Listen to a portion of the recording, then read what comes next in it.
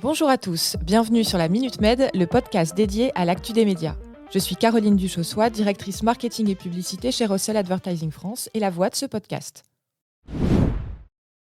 La restitution des états généraux de la presse indépendante s'est tenue ce jeudi 30 novembre à Paris, devant un public de 700 personnes.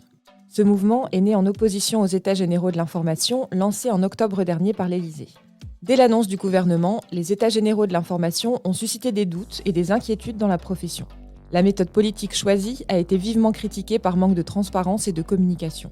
Pour rappel, les objectifs annoncés par le président sont de préserver le pluralisme, la qualité de l'information et de garantir le droit à l'information à l'ère du numérique. À contre-courant de cette initiative, la presse indépendante a décidé de créer son propre mouvement, les États généraux de la presse indépendante. Lancée par l'organisme Fonds pour une presse libre, cette initiative a pour but de garantir la liberté de l'information et de réformer le secteur de la presse à tout point de vue, dans l'intérêt des journalistes et des citoyens. Ce mouvement d'intérêt public est soutenu par une conviction profonde que le droit à l'information est une liberté fondamentale qui doit être préservée et respectée. Entre octobre et novembre, plusieurs réunions préparatoires ont eu lieu et des groupes ont été constitués pour travailler sur 4 grands axes, à savoir la concentration des médias, le droit à l'information, la lutte contre la précarisation des journalistes et la réforme des aides publiques à la presse. Ce ne sont pas moins de 100 médias, organisations, syndicats et collectifs qui se sont mobilisés et qui ont contribué aux échanges et aux débats. Finalement, ce sont 59 propositions qui ont été retenues et synthétisées dans un livret numérique disponible pour tous. Ce jeudi 30 novembre, ils se sont réunis pour une réunion publique devant 700 personnes afin de présenter leurs propositions et de débattre ensemble. Suite à ça, de nombreux événements et débats vont être organisés dans les grandes villes de France. Ce mouvement montre la force d'une profession qui tente de construire ensemble, malgré leur diversité et leurs désaccords, une plateforme commune de réformes urgentes et indispensables. Une actualité qu'on va suivre de près. Le gouvernement a publié le vendredi 24 novembre un décret autorisant la suspension du repos hebdomadaire dans les entreprises qui couvrent, diffusent ou organisent les Jeux Olympiques de Paris en 2024. Selon le décret, cette dérogation est autorisée pour les établissements connaissant un surcroît extraordinaire de travail pour les besoins de captation, de transmission, de diffusion et de retransmission des compétitions organisées dans le cadre des JO de 2024, ainsi que pour assurer les activités relatives à l'organisation des épreuves et au fonctionnement des sites liés à l'organisation et au déroulement des Jeux Olympiques. Sur France 2 et France 3, par exemple, les Jeux Olympiques occuperont la quasi-totalité du temps d'antenne. Les JO se déroulent entre le 26 juillet et le 11 août. La dérogation est donc valable du 18 juillet au 14 août.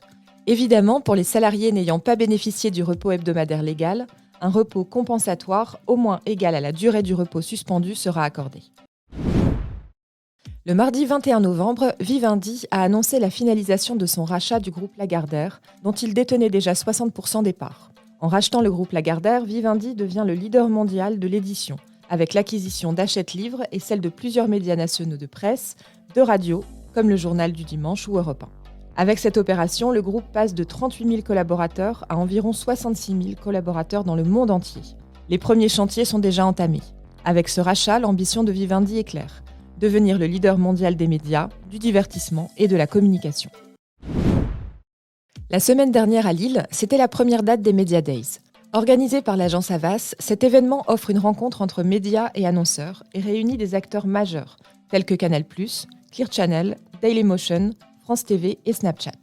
Au programme, 40 keynotes et tables rondes axées sur les thématiques de l'innovation et de la transformation positive des stratégies de communication. Les Media Days offrent des réponses concrètes aux annonceurs, mettant en avant l'offre média et réunissant les principaux acteurs du marché. Russell Advertising France a d'ailleurs animé une keynote aux côtés de 366 pour évoquer le sujet de la PQR et les solutions qu'elle offre pour communiquer. Les Media Days se poursuivent le 12 décembre à Lyon, le 14 décembre à Nantes. Un événement média à ne pas manquer. Le journal 20 minutes s'associe à Good Deed, une régie publicitaire solidaire reversant 60% des investissements médias des marques à des associations pour financer des projets. Cette collaboration permet aux clients de 20 minutes d'intégrer une dimension solidaire à leur stratégie média via Good Deed avec des formats adaptables en print et en vidéo sur l'écosystème du journal. Depuis sa création, la régie a déjà redistribué plus de 7 millions d'euros, soutenant ainsi plus de 740 projets associatifs, écologiques et sociaux. Cette initiative souligne l'engagement de 20 minutes en faveur de la RSE et offre une opportunité aux annonceurs de contribuer à des causes sociales tout en faisant de la publicité. À l'occasion du festival Médias en scène, Kantar Public et La Croix ont présenté leur baromètre annuel sur la confiance des Français envers les médias. L'étude révèle que 75% des Français présentent un grand intérêt pour l'actualité, un pourcentage en hausse par rapport à l'année précédente. Cependant, la moitié des répondants éprouvent une fatigue et un rejet par rapport à l'actualité, principalement dû à la redondance des sujets et au climat anxiogène que certaines informations génèrent. L'étude souligne également que les Français ont davantage confiance en une information issue des journaux télévisés, suivie par la radio, puis la presse quotidienne nationale. Les réseaux sociaux ont une place centrale dans l'information des moins de 35 ans, puisqu'ils représentent aujourd'hui un quart de la consommation d'actualité de cette tranche d'âge. En ce qui concerne les moyens de consommation, seuls 17% des interrogés payent pour s'informer. Enfin, l'étude aborde le sujet de l'IA, et pour 84% des sondés, les médias devraient avoir l'obligation de signaler l'usage de l'intelligence artificielle dans leurs publications. Pour finir cet épisode, revenons sur la dernière campagne du gouvernement, qui a suscité de nombreux débats. À l'occasion du Black Friday, le ministère de la Transition écologique s'est associé à l'ADEME pour lancer une campagne de sobriété et inciter les Français à ne pas consommer pendant cette période de grosse promotion. Dans un des spots de sensibilisation, on peut voir un vendeur proposer à une cliente de réparer sa machine à laver au lieu d'en acheter une neuve. Cette campagne a rapidement fait polémique et plusieurs associations de commerçants ont exprimé leur mécontentement et ont demandé le retrait des spots. En effet, le Black Friday est un moment crucial pour les commerçants, une période qui leur permet d'augmenter leur chiffre d'affaires quelques semaines avant les fêtes.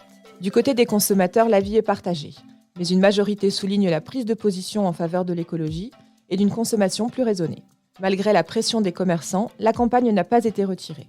Bruno Le Maire reconnaît tout de même la maladresse du message. Merci d'avoir écouté cet épisode. On se retrouve le mois prochain pour de nouvelles actus médias. À bientôt!